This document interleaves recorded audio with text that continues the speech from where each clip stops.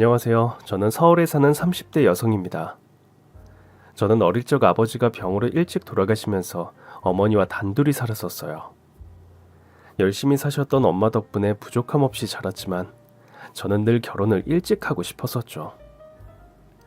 단 둘뿐인 저희 식구에게 새로운 가족이 생기기를 바라기도 했고 행복한 가정을 꾸려서 안정감을 찾고 싶기도 했거든요. 그랬던 저는 3년간 연애했던 남자친구와 자연스럽게 결혼을 약속하게 되었습니다. 사회초년생 시절 지인의 소개로 만나 연애를 했던 제 남자친구는 잘생기고 센스 있는 매력남과는 거리가 멀었지만 늘 수더분하고 순하고 착한 남자였어요. 저처럼 일찍은 아니지만 대학생 시절 아버님이 먼저 돌아가시면서 그 후로 홀어머니와 여동생과 함께 지내며 집안의 가장이 된 평범한 직장인이었습니다. 홀 시어머니의 취직 안 한 시누이까지 있다 보니 남들이 보기에는 그리 좋은 남편감은 아니었을 거예요.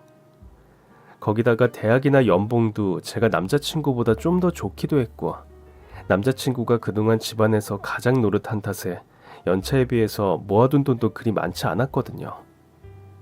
하지만 조건 같은 게 중요하지 않았던 저는 평생 같이 살 남자를 고르려면 이해심이 많고 마음이 넓은 남자가 좋을 거라는 생각에 오로지 사람 하나 보고 결혼을 결정했습니다. 연애 시절 남자친구는 늘 제 의견을 존중해줬고 양보를 했기에 저는 결혼도 문제 없을 거라고 생각했어요. 그랬던 제가 예비시댁에 처음 인사를 드리러 가면서부터 난관에 봉착하게 되었죠. 남자친구가 워낙 순한 성격이어서 시댁 식구도 그럴 거라 예상했더니 시어머니와 시누이는 남자친구와 정반대 성격으로 제 상상 이상이었어요. 처음 인사드리는 자리이다 보니 저도 나름 성심성의껏 선물들을 사들고 시댁으로 들어갔는데 예비 시어머니와 시누이가 그걸 보고 저를 반겨주기는커녕 저보다 선물만 반기면서 심지어는 선물을 보고 못마땅한 소리만 하시더라고요. 어머니, 별건 아니지만 제 성이에요.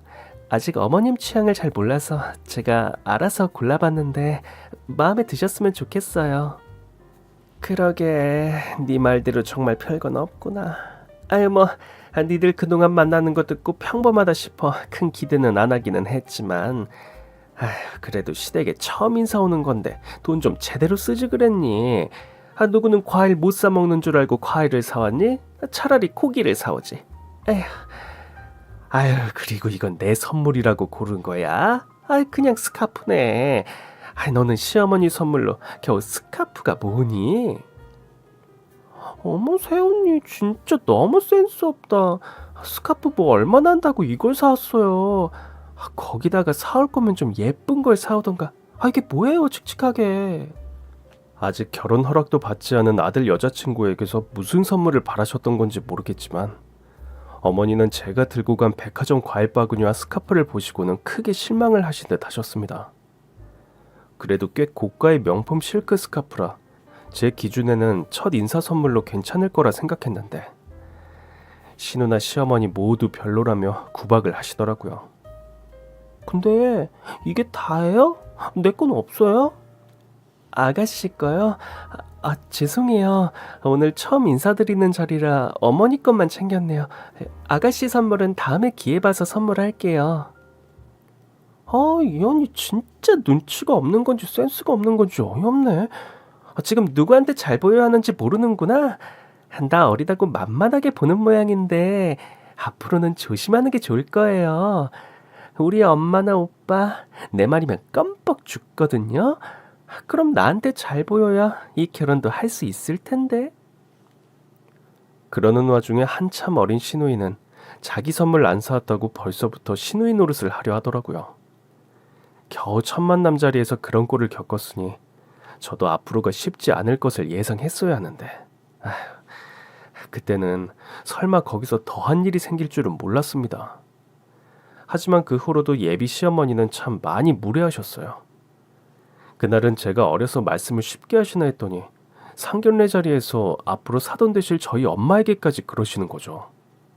근데 사돈께서는 참 수수하게 다니시네요. 그래도 보통 이런 자리에는 다들 꾸미고 나오던데. 하긴 은지가 요즘 젊은 사람들답지 않게 꾸미지도 않고 소박하더니 그게 다 어머니를 닮았나 봅니다. 수수한 모습이 참 보기 좋으시네요. 그렇게 말씀해 주시니 감사해요. 사돈께서는 꾸밀 줄 아시는 분이라 그러신지 입고 계신 것들도 다 잘 어울리세요. 그쵸. 사실 제가 옛날부터 워낙 이런 쪽으로 관심이 많아서요. 제가 고향에서 미인대회 나갔던 것도 아세요? 옛날에는 저 쫓아다니는 남자도 정말 많았어요.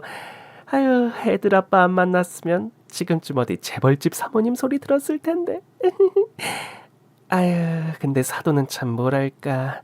소박한 걸 넘어서 좀 없어 보인다고 해야 하나? 남편 없이 혼자 드신 지 오래라고 하시더니 아유, 듣던 것보다 사정이 많이 안 좋으신가 봐요. 저희는 그래도 남편이 남긴 돈이 좀 있어서 괜찮거든요. 이 반지도 저희 남편이 죽기 전에 선물한 건데 이거 알만 해도 몇백만 원 할 거예요. 원래 며느리 들어오면 새로 세팅해서 주려고 그랬는데 아무래도 은지한테는 이런 화려한 게 안 어울리겠다 싶더라고요. 원래 이런 것도 다 할 만한 사람이 해야 하잖아요. 예. 신경 써주셔서 감사해요. 처음 보는 저희 엄마 앞에서 얼마나 돈 자랑 옷 자랑을 하시는지 그 얘기만 들으면 모르는 사람은 시댁에 돈이 좀 있는 줄 알았을 거예요. 제가 남친에게 듣기로는 아버님 살아계실 때에도 남들처럼 평범하게 사셨고 아버님 돌아가신 뒤로는 가세가 많이 기울어서 집에 빚까지 생기면서 형편이 넉넉하지는 않다고 들었거든요. 그래서 저희가 부모님께 도움 안 받고 반반 결혼을 하기로 했었던 거죠. 그런데도 시어머니는 아들 결혼에 보태줄 돈은 없다고 하시면서 저희 엄마 앞에서는 집에 재산이 얼마가 있다느니 시골 땅값이 올랐다느니 근거 없는 자랑부터 시작해서 자기가 끼고 있는 반지가 얼마짜리고 가방은 무슨 명품이라며 입에 침 튀도록 자랑을 하는 겁니다. 그러면서 은근히 저희 엄마를 깎아내리면서 말이에요. 그 말뜻을 모르지 않는 제가 괜히 열이 받아서 한마디 하고 싶었지만 아량 넓은 엄마가 그냥 웃고만 계시는 걸 보고 저도 참을 수밖에 없었습니다. 그런 자리에서 제가 괜히 경고망동해서 성질을 부리면 저희 엄마 면이 상할 테니까요. 그래도 그때까지는 저도 시어머니가 그냥 자랑하기 좋아하고 할 말 가리지 못하는 푼수인 줄로만 알았습니다. 구김없고 솔직하신 분이라 자랑도 기분도 다 드러내시는 거라 생각했죠. 저도 차라리 뒤에서 불만이신 것보다는 그게 낫다 싶었는데 설마 그런 시어머니가 제 뒤통수를 치실 줄은 몰랐습니다. 상견례까지 끝냈으니 이제 저희들끼리 결혼 준비만 남았다고 생각했는데 그때부터 고생이 시작이었어요. 저희는 반반 결혼을 하기로 했기 때문에 예물 예단을 걱정하지 않았었어요. 원래 반반 결혼하는 부부들은 예물 예단을 생략하기도 하고 적당히 치레만 하는 정도라고 하기에 저희도 각자 성의껏 준비하면 될 거라 생각했거든요.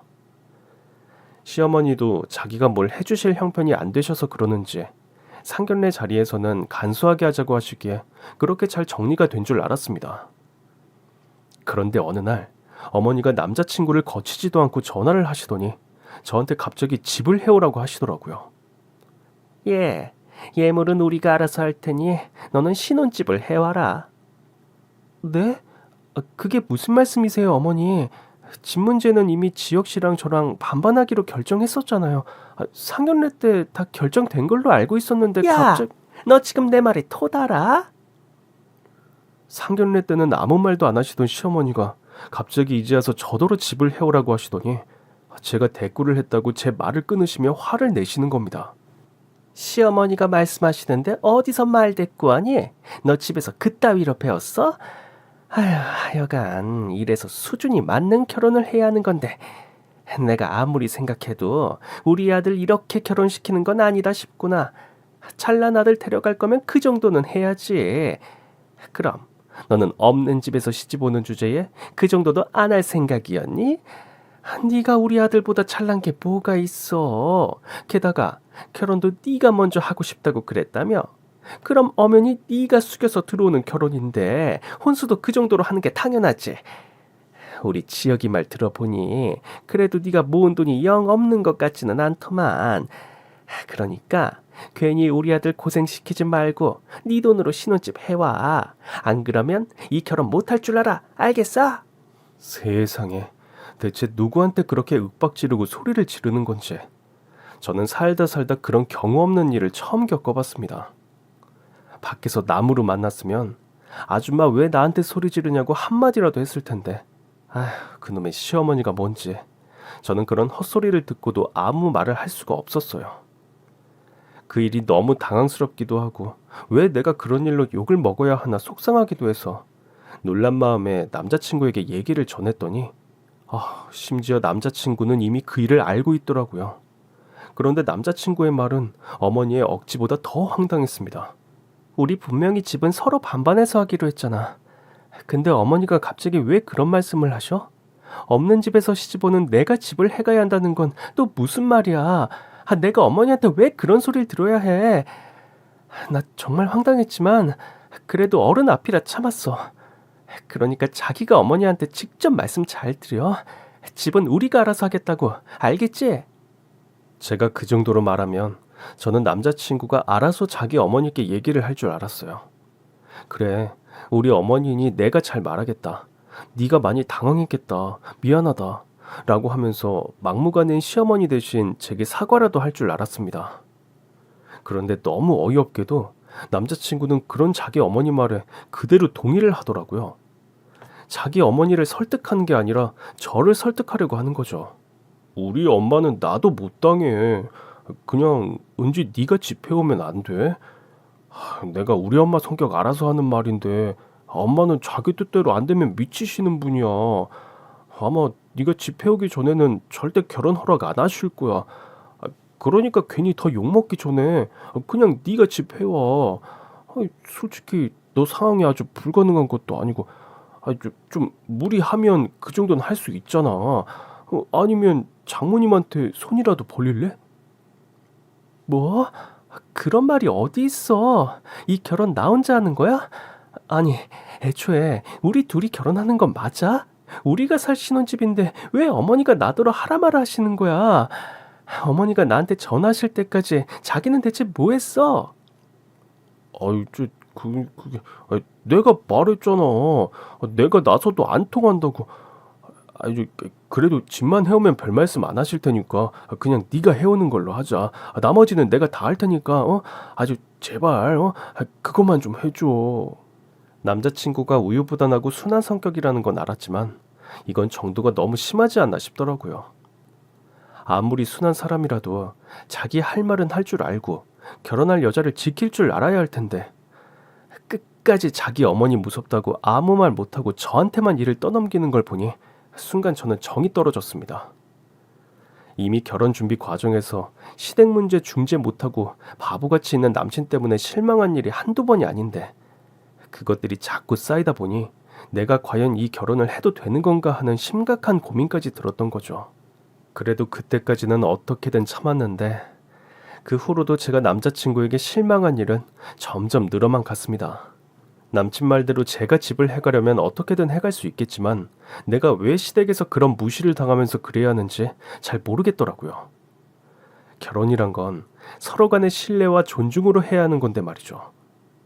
그래서 저는 남자친구를 설득하려고 했고 제가 직접 시댁을 찾아가서 어머니와 얘기를 해보려고도 했어요. 그런데 그때마다 남자친구가 욕먹기 무섭다면서 저를 시댁 문간에도 못 오게 하는 거예요.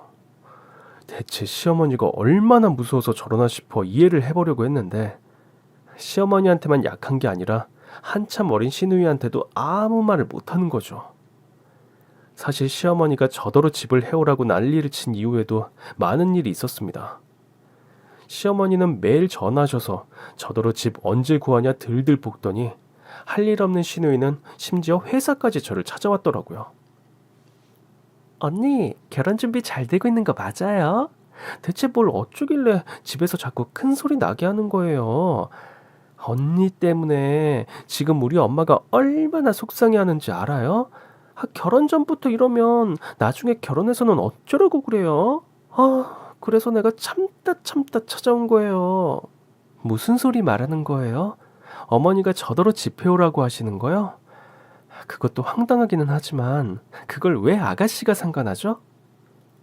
어머, 지금 나 어리다고 또 무시하는 거지?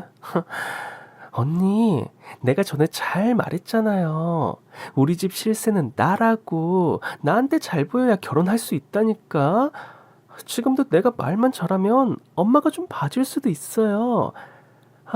지금 엄마 태도 같아서는 신축 아파트 정도 바라시는 것 같은데. 내가 적당히 눈 낮추라고 말해볼게요. 대신 나한테 좀 보답을 해주면 어때요? 솔직히 말이 나와서 하는 말인데 언니 집 해온다고 시댁에 아무것도 안 할 생각인 건 아니죠? 나 명품백 기대하고 있는데 그런 거 다 없이 할 거냐고요. 한 번 하는 결혼인데 할 때 제대로 해야죠. 시어머니 땡깡만으로도 미쳐 죽을 것 같은데 이제는 어린 시누이까지 제 속을 긁는 걸 보니 제가 정말 미치겠더라고요. 그렇다고 제가 시댁 식구들에게 화를 내거나 시누이를 혼낼 수 있는 것도 아니니 이런 건 남자친구가 좀 알아서 해결해줘야 하는 것 아닌가 싶어서 몇 번이고 말을 했지만 시어머니 때와 마찬가지로 남친은 시누이에게도 아무 말을 하지 못했습니다. 오히려 저더러 자기 식구들 무시한다고 화를 내더라고요. 자기 동생 좀 나 그만 찾아오라고 그래. 일하느라 바빠 죽겠는데 왜 자꾸 찾아오는 거야. 할 일이 그렇게 없어? 무슨 말을 또 그렇게 해. 이제 식구들 사이인데 동생처럼 살갑게 좀 해줘. 너무 서운하게 그러지 좀 마. 서운하게 하는 게 아니라 아가씨가 먼저 도를 넘잖아. 우리 결혼인데 다들 왜 이렇게 나를 괴롭히는 거야? 어머니는 그렇다 쳐도 아가씨는 뭘 안다고 혼수를 어쩌니 많이 하냐고. 전에는 나더러 명품백 해달라 그런 거 알아? 이왕 결혼하는 거 좋게 좋게 하면 되지. 왜 그렇게 날이 서 있어. 나도 웬만하면 네 편 들어주고 싶은데 네가 자꾸 이렇게 불평만 하면 나도 좀 곤란하지. 안 그래? 결혼 준비하며 시댁 때문에 싸우는 일이 많았지만 그때마다 남친은 늘 자기 식구들 편만 들었습니다. 애초에 내가 잘못한 일도 아닌데 왜 내가 욕을 먹어야 하는지 정말 억울했죠. 저희는 그런 일로 싸우는 날들이 늘어갔고 어느 날 제가 그런 소리를 듣고 있는데 정신이 번쩍 들더라고요. 남자친구라도 제 편이 되었으면 제가 그렇게 섭섭하지는 않았을 거예요. 하지만 제 고통을 대수롭지 않아 하는 남친을 보며 저는 결국 파혼을 결심하게 되었습니다. 시댁이 아무리 개판이어도 남편만 제대로면 살아보려고 했더니 결국 그놈이 제일 문제였더라고요. 자기 가족들이 결혼할 여자를 개무시하는 것도 아무렇지 않아 하며 저한테만 모든 책임을 떠넘기려고 하는데 벌써부터 자기 식구만 감싸려는 남자랑 제가 어떻게 결혼 생활을 할 수 있겠어요. 결국 저는 조용히 파혼을 결심하게 되었고 엄마에게 그동안 있었던 모든 일을 말씀드렸습니다. 처음 그 집에 인사드리러 갔던 날부터 결혼 준비를 하던 1년간 있었던 모든 이야기를 들으신 엄마는 치를 떠시며 제 파혼에 찬성하셨어요. 너는 그런 일을 겪고 왜 진작 말을 안 했어? 그런 집구석인 줄 알았으면 네가 아니라 내가 파혼시켰을 거야. 너는 내가 성질 죽이고 살으려 그랬다고 이런 일을 참고 있니? 평소에는 똑똑하게 잘하는 애가 왜 그래? 몰라. 나도 결혼 앞두고 눈에 뭐가 씌었나 봐. 솔직히 완전히 정이 떨어져서 파혼하겠다고 한 거지. 그 전까지는 파혼 결정이 쉽지는 않았어. 우리가 연애한 것만 3년에 결혼 준비만 1년인데 이 나이에 파혼하면 결혼할 기회가 없을까 걱정도 되고 또 지혁씨가 착하니까 그것 믿고 결혼하려고 그랬지. 근데 이제 보니까 사람이 착한 게 아니라 그냥 등신이었던 거야. 지엄마 무서워서 아무 말 못하고 여자한테 떠넘기는 놈을 내가 어떻게 믿고 살아. 아유, 그래, 잘 생각했다. 네가 이제라도 정신 차려서 다행이다. 아휴, 근데 참으려고 그래도 참을 수가 없네. 아니, 어디 못 배운 여편네가 우리 딸을 무시해. 그 여편네 완전히 정신 나간 거 아니야? 그러니까 말이야. 파혼할 때 하더라도 제대로 본때를 보여주고 싶은데 진짜 이참에 확 복수라도 해버려? 복수? 무슨 복수를 하게. 그런 인간들한테는 너랑 파혼하는 게 제일 큰 복수 아니니. 그러니까 자기들이 놓친 사람이 어떤 사람인지 이참에 제대로 보여주자 이거지.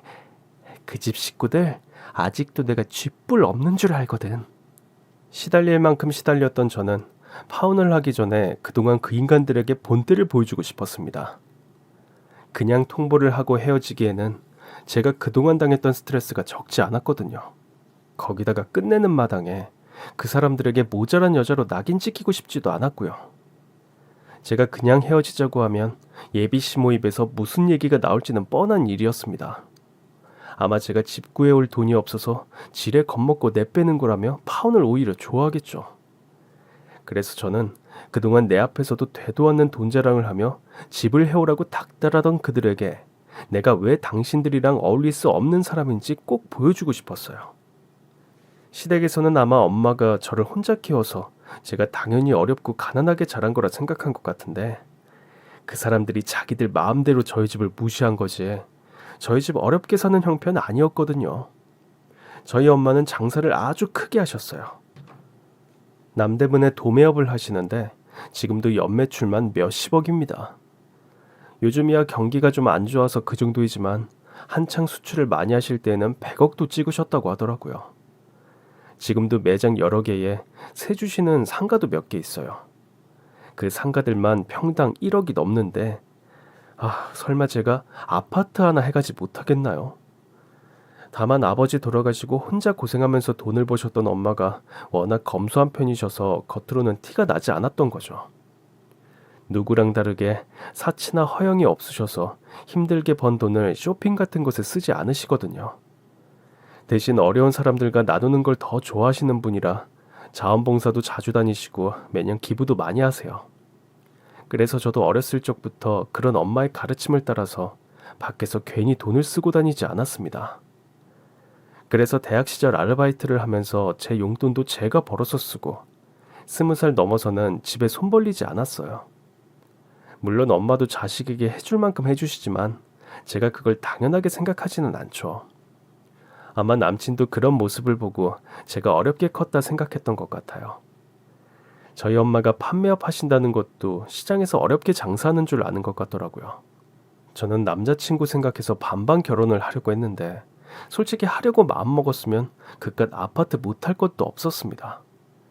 근데 제가 왜 무시를 받으며 그렇게 하겠어요.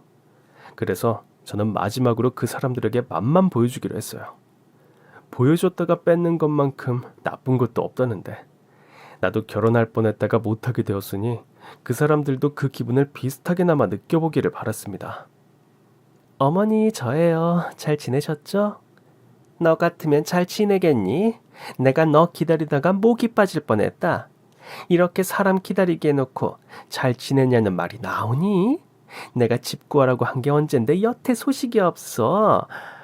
배짱 좋게 여유 부리는 거 보니까 네가 아직 마음이 급하지 않은 모양이구나. 여자 입장에서 결혼 날짜 미뤄봐야 좋을 게 없을 텐데 대체 뭘 믿고 그러니? 이러다가 우리 지역이 다른 집에 장가 가겠다. 죄송해요 어머니. 제가 괜찮은 집을 구하려다 보니 시간이 오래 걸렸네요. 안 그래도 그 문제 때문에 연락드린 거예요. 제가 아주 좋은 기회를 잡아서 오늘 급하게 신혼집을 계약했거든요. 미리 보여드리고 상의도 하고 싶었는데 워낙 급해서 저 혼자 계약했어요. 계약을 했다고? 아니 뭐 급하다니 어쩔 수는 없지만 네가 뭐 제대로 하기는 한 거 맞니? 설마 전세를 얻은 건 아니겠지? 당연히 매매죠. 어머니가 월세도 전세도 안 되고 꼭 집 사오라고 하셨으니 사가야죠. 그래서 제가 괜찮은 집으로 얻었어요. 위치도 좋고 가격도 좋고 마음에 드는 것 같아서 바로 잔금까지 다 치렀거든요. 이제 완전히 저희 집 됐으니 아무 데나 입주하면 된다 그러더라고요. 뭐 입주야 결혼 준비하면서 천천히 하면 될 테니까 상관없겠지만요. 계약을 했으면 나한테 바로 전화를 했어야지. 너는 그걸 또 네 맘대로 잔금까지 다 치렀니? 그럼 네 명의로 했다는 거야? 그럼요. 제가 샀으니까 제 명의로 해야죠. 아이고, 잘하는 짓이다. 남편이랑 같이 살 집인데 네 남편 명의로 했어야지. 지금 우리 아들더러 너를 세대주로 놓고 그 밑에 들어가서 살으라고 하는 거냐? 아유, 하여간에 너는 눈치도 없고 생각도 없고 뭐 하나 마음에 드는 게 없어. 그 와중에도 예비 시모는 저더러 마음대로 계약을 했다니 명의를 남편 명의로 하지 않았다느니 하며 저를 타박하고 있었습니다. 내가 내 돈 주고 사는 집을 왜 남편 명의로 하라는 건지 어이가 없었죠. 저도 이미 마음 다 내려놓고 마지막 사이다만 터뜨릴 생각으로 하고 있었는데 설마하니 또 열받는 일이 생길 줄은 몰랐네요. 그때라도 정말 뚜껑이 열릴 뻔했지만 저는 괜히 김새는 짓을 하지 않기 위해서 끝까지 예비 시모를 참을 수밖에 없었습니다. 제 생각이 짧았네요, 어머니. 명의야 나중에라도 바꿀 수 있으니까 걱정하지 마세요. 그리고 어차피 부부집인데 누구 명의이든 뭐 어떻겠어요. 집 가지고 있으면 세금만 더 내죠.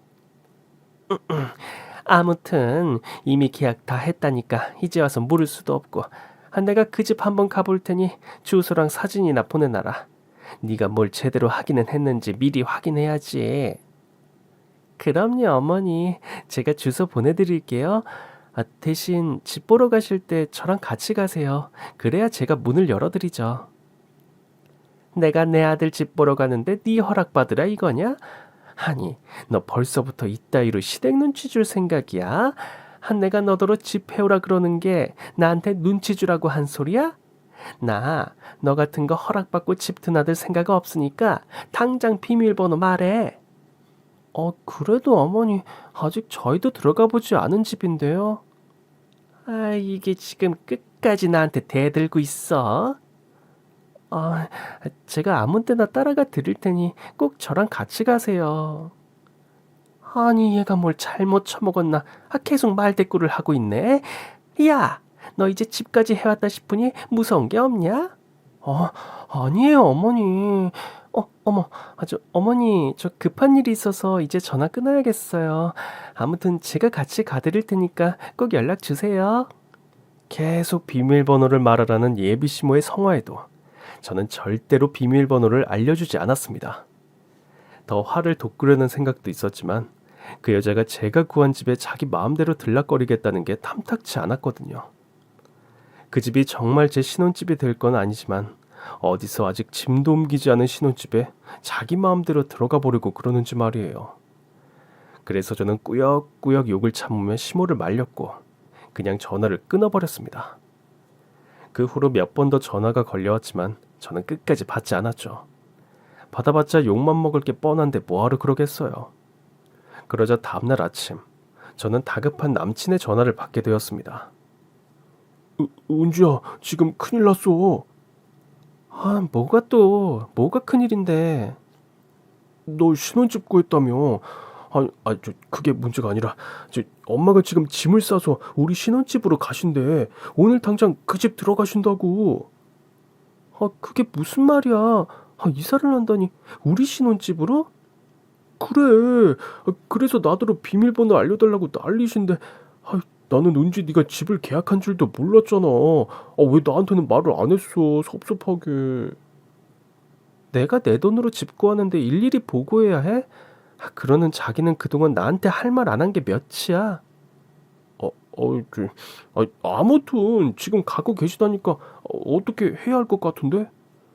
오전에 친구들이랑 골프 모임 나갔다던 남친이 오전부터 전화를 해서는 저더러 신혼집 비밀번호를 알려달라 하는 겁니다. 예비 시모가 저희 집으로 이미 짐을 싸서 가고 있다는 말을 하면서 말이에요. 시모가 미친 짓을 할 것을 예상하고 일부러 더 화를 돋군 건 맞지만 설마 하룻밤 사이에 이사를 들어올 생각은 할 줄 몰랐습니다. 그러는 와중에 여전히 복창 터지는 소리만 하는 남친의 행동도 기가 막혔고요. 그런 짓을 하고 있는 그 모자를 보니 내가 이 결혼을 업기를 참 잘했구나 싶은 거죠. 그래서 괜히 웃음이 새어나왔지만 저는 웃음을 겨우 숨기며 남친에게 화를 냈습니다. 말도 안 돼. 우리도 아직 안 들어간 집에 무슨 이사를 오신다는 거야? 그럼 우리 신혼집에서 다 같이 살자고 하시는 거야? 난 절대 싫어. 절대 싫은 건 또 뭐야? 그럼 자기는 결혼하면 우리 집 식구들 나 몰라라 할 생각이었어? 나 좀 섭섭하다. 뭐? 이 와중에 섭섭하다는 소리가 나와? 그럼 우리 신혼집인데 시어머니 모시고 살으라고? 설마 아가씨도 같이 오는 건 아니지?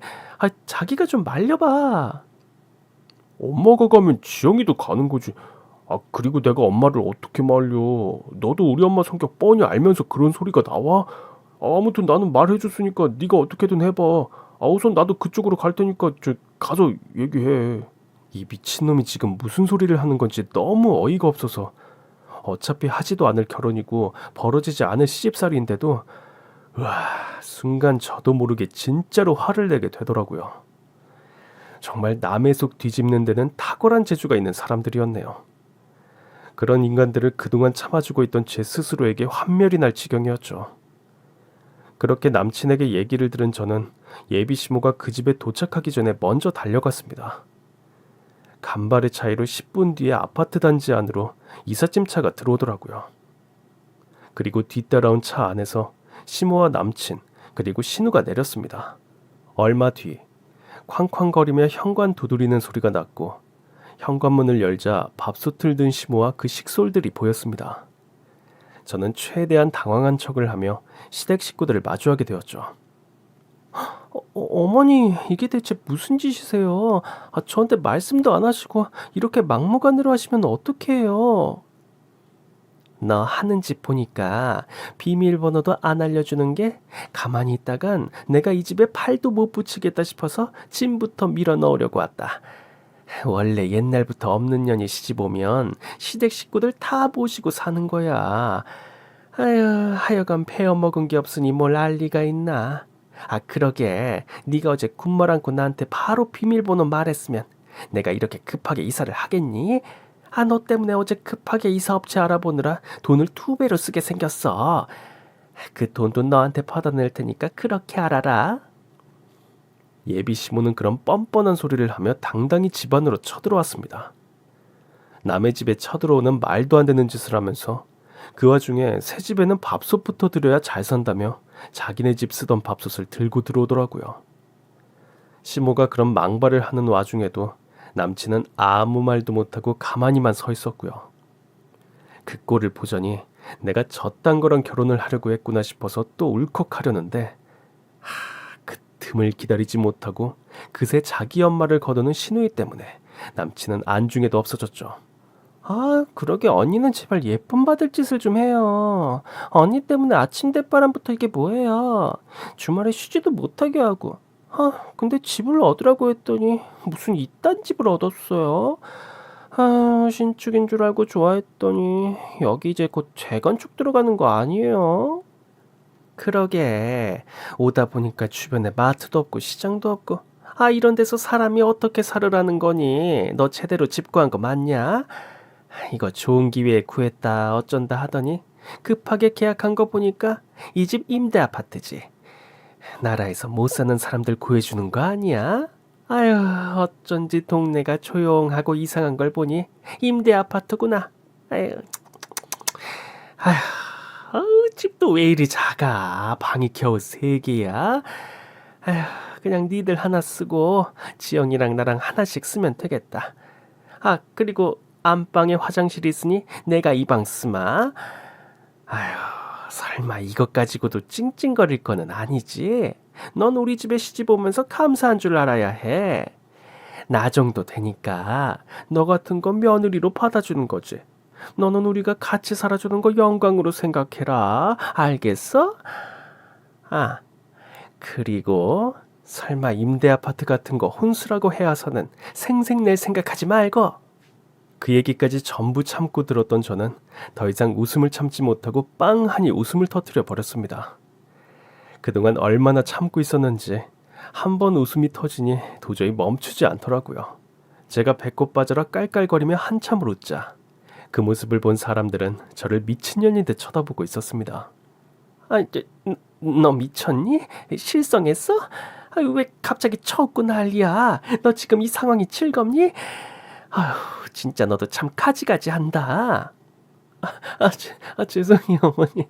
저도 참아보려고 그랬는데 도저히 참을 수가 없어서. 어머니 말씀하시는 게 너무 웃겨서요. 아, 자, 어머니, 정말 유머 감각이 뛰어나신 게 개그우먼 하셔도 되겠어요. 아, 언니, 언니 진짜 미쳤어요? 우리 엄마한테 무슨 헛소리 하는 거야? 갑자기 왜 저래 진짜? 너는 그 입 좀 다물어. 진짜 입을 꼬매버리려니까. 가짠지도 않은 게 어디서 꼬박꼬박 말대꾸를 하고 있어. 뭐라고요?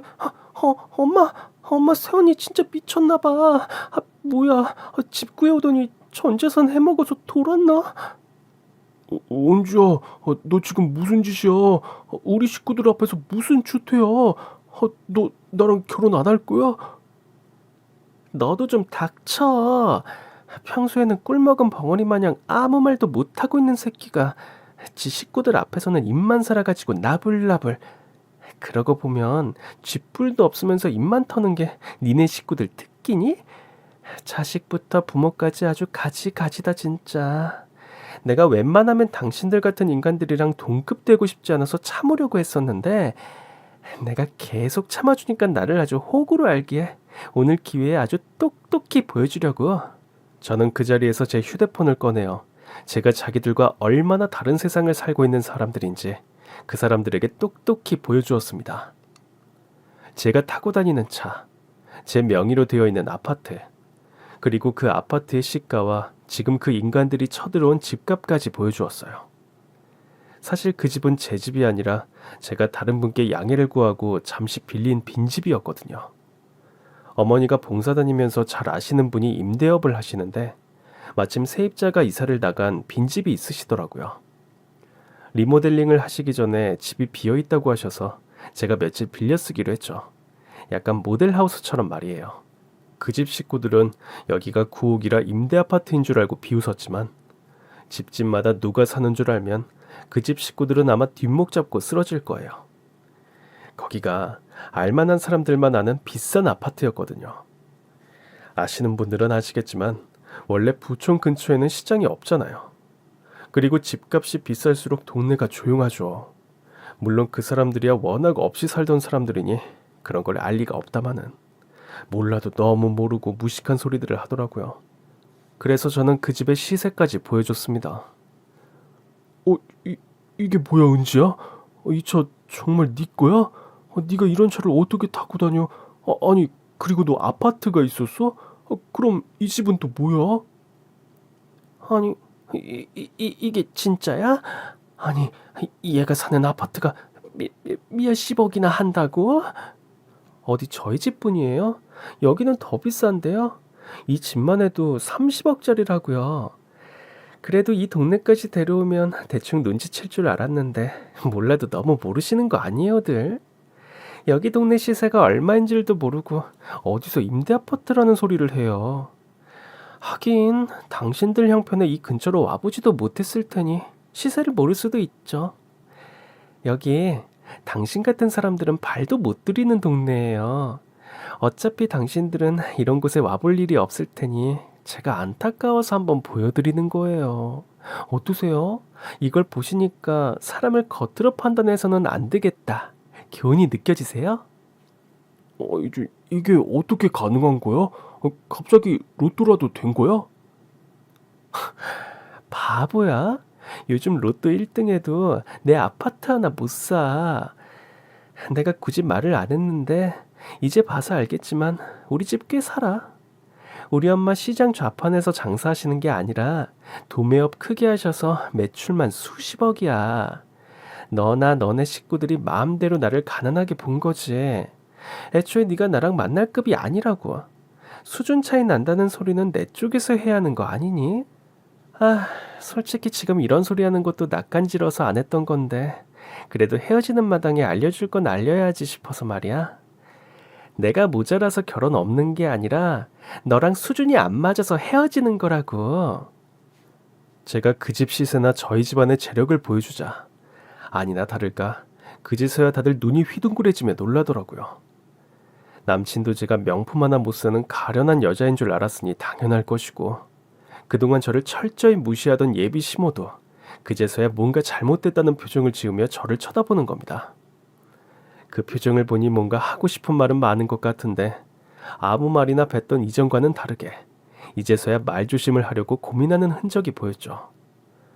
이제 와서 조심한다고 해서 제가 마음이 돌려질까 생각하는 게 참 웃겼네요. 아가, 근데 왜 그동안 말을 안 하고 있었니? 앞으로 가족이 될 사이에 뭐하러 그런 걸 숨겼어? 말씀을 또 이상하게 하시네요. 제가 뭘 숨겼어요? 먼저 제 앞에서 돈 자랑하고 사람 무시한 건 어머니시잖아요. 제가 언제 저희 집에 돈이 얼마라고 말한 적이나 있나요? 알아서 판단한 건 그 집 식구들이죠. 덕분에 평생 못 겪어본 온갖 무시와 괄시 당해봤네요. 근데 뭐 이제 와서는 감사하다고 말씀드리고 싶어요. 덕분에 제가 그쪽 집안 실체를 알았잖아요. 괜히 어머니가 대충 적당히만 괴롭히셨으면 하마터면 제가 이 결혼을 해서 지옥불로 뛰어 들어갈 뻔했지 뭐예요. 정말 감사드려요. 아무튼 저는 이 결혼 안 할 거고 이 집도 저희 집 아니니까 이사 오시려면 뭐 집주인분이랑 알아서 하셔야죠. 하긴 그건 제가 걱정할 일이 아니겠네요. 이미 짐까지 이렇게 들여오시는데. 이사하는 건 여기 맞죠? 짐 드려요? 네, 맞아요. 들어오세요. 어서 오세요. 때마침 이삿짐 센터 직원들이 하나씩 들어오며 짐을 옮기기 시작했고 저는 그 광경을 반기며 너스레를 떨었습니다. 어머니가 부른 사람들이니까 어머니가 알아서 주의 주세요. 괜히 이삿짐 옮기다가 어디 하나 스크래치라도 나면 집주인이 가만히 계시지 않을 거예요. 근데 30억 있으세요? 살던 집이 전세라고 하셨던가. 근데 그거 가지고 여기 계약금이나 낼 수 있나요? 몰아치는 제 사이다 발언에 넋을 놓고 있던 시모는 30억이라는 소리에 정신이 번쩍 들었는지 그제서야 제 바지가랑이를 붙잡고 사정을 하기 시작했습니다. 아이고 아가, 내가 잘못했다. 내가 잠깐 미쳤었나 보다. 감히 내가 너희 집을 알아보지도 못하고서 그런 짓거리를 했어. 내가 진심으로 사과할 테니 나 좀 용서해 다오. 내가 정말 너한테 감정이 있어서 그런 게 아니란다. 나도 딸 가진 어미인데 설마 며느리한테 함부로 할 수 있겠니? 그러면 내가 내 죄 돌려받지. 안 그러니? 그러게요. 옛말에 뿌린 대로 거둔다는 말이 있는데 잘못하시면 그 죄 돌려받으실 텐데 알만하신 분이 대체 왜 그러셨어요? 그리고 아가씨는 어머니 덕분에 시집 편히 가기는 글렀네요. 불쌍해서 어떻게 하나. 제가 아가씨 꼭 부잣집에 시집 가기를 빌어줄게요. 그래야 그만큼 더 무시당하고 구박당하죠. 그래도 돈 있는 집에 시집 가면 그런 것도 다 견딜 수 있지 않아요? 암튼 나는 지옥에서 빠지려니까 당신들끼리 알아서 해봐요. 아가, 제발 용서해 다오. 미안하다. 내가 이렇게 엎드려서 비마. 은지야, 제발 이러지 마. 너 없으면 못 사는 거 알잖아. 내가 어떻게 너랑 헤어져? 그래, 내가 잘못했어. 내가 엄마 잘 말렸어야 하는데 집안 식구들 단속 못한 내 탓이야. 그래도 나는 너한테 안 그랬잖아. 앞으로 잘할게. 그러니까 제발 나 버리지 마. 그 상황이 감당이 안 돼서 그러는 건지 돈 있는 며느리를 놓치는 게 아쉬운 건지 예비 시모는 바닥에 무릎까지 꿇고서 제 앞에서 두 손이 발이 되도록 싹싹 빌며 울고 불고 난리가 났습니다. 옆에 있던 남친도 이제서야 자기가 잘하겠다며 참회의 눈물을 흘리더라고요. 내가 힘들어할 때는 자기는 모르겠다며 남일처럼 굴던 인간이 이제 와서 그러는 꼴이 얼마나 기가 막히고 가증스럽던지 마음 같아서는 한 대 때려주고 싶기도 했죠. 하지만 그것보단 그 집 식구들도 저처럼 속을 끓이기를 바랐습니다. 모르고 헤어졌으면 재수없다 그러고 말았을 테지만 제가 극지 않은 복권이란 걸 알게 된 이상 저 같은 여자를 놓친 걸 평생 두고두고 후회할 테니까요. 그러게 좀 일찍 정신을 차리지 그랬어. 나는 이제 너 같은 놈이랑 결혼할 생각도 없고 말 한마디 섞고 싶지 않으니까 나를 두고 후회를 하던 너희 식구들한테 원망을 하던 너 혼자 해. 우리 이 시간부로 파혼하는 거고 다시는 보지 말자. 아, 혹시나 회사에 찾아오거나 동네로 찾아오거나 하는 날에는 정말 내 모든 인맥을 다 동원해서 가만히 안 있을 거니까 괜히 파혼당한 와중에 경찰서까지 가고 싶지 않으면 조심하는 게 좋을 거야. 네가 워낙 멍청한 짓을 잘해서 미리 알려주는 거니까 이번에는 나중에 후회할 짓 하지 말어. 알겠어? 저는 그렇게 그 자리에서 파혼을 선언하며 그 집과 인연을 잘라내 버렸습니다. 제가 마지막에 제대로 본때를 보여주기는 했는지 두 번 다시 저를 찾아오지는 않더라고요. 물론 전 남친과 알고 지내던 사람들을 통해서 전 남친이 저랑 헤어지고 얼마나 못 지내고 있는지는 익히 전해 들었어요. 회사도 제대로 나가지 않고 매일 울면서 술을 마시며 저를 그리워한다 하더라고요. 예전 같았으면 그 모습에 마음이 약해지기라도 했을지 모르겠지만 정작 내가 힘들 때는 외면했던 그 사람을 떠올리니 동정은 요만큼도 들지 않았어요. 그러게 왜 있을 때 잘하지 않았을지 사람이 참 간사하고 미련하다는 생각만 들더라고요. 저의 파혼은 뼈아픈 상처가 되었지만 그 일로 제대로 인생 경험을 했다고 생각하기로 했습니다. 이혼보다 파혼이 쉽다는데 늦기 전에 정신을 차려서 다행이었죠. 그리고 저도 그 일로 정말 배운 게 많았어요. 남자는 연애할 때와 결혼할 때 다르고 순하다고 해서 다 착한 게 아니라는 걸 말이에요.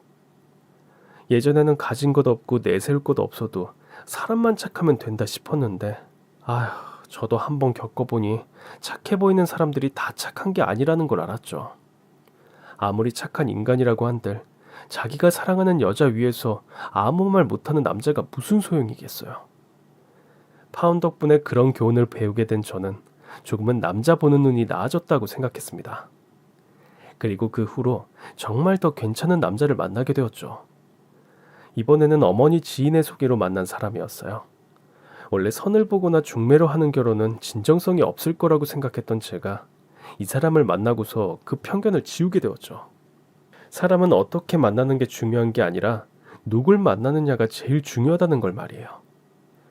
부모님의 지인이라서 그런지 저와 환경이 많이 다르지도 않고 저희는 서로를 너무 잘 이해하고 배려하고 있어요. 그래서 저희는 1년 연애 끝에 결혼을 준비하고 있습니다. 올 봄에 결혼식을 예정으로 지금은 막바지 결혼 준비를 하고 있죠. 결혼식 막판까지 갔다가 파혼을 한 제가 다시 결혼을 결심한 만큼 좋은 사람이에요. 제가 그런 일을 겪은 걸 알고 자기 일처럼 화내주고 위로를 해주더라고요. 그래서 저한테는 더더욱 고맙고 애틋하죠. 사람이야 직접 살아서 알고 겪어봐야 안다고 하지만 무지막지한 인간들을 겪어본 저로서는 또다시 그런 실수를 할 확률이 줄어들지 않을까 싶어요. 그래서 이번에야말로 정말 행복한 결혼 생활을 기대하며 다가올 결혼식을 기다리고 있네요.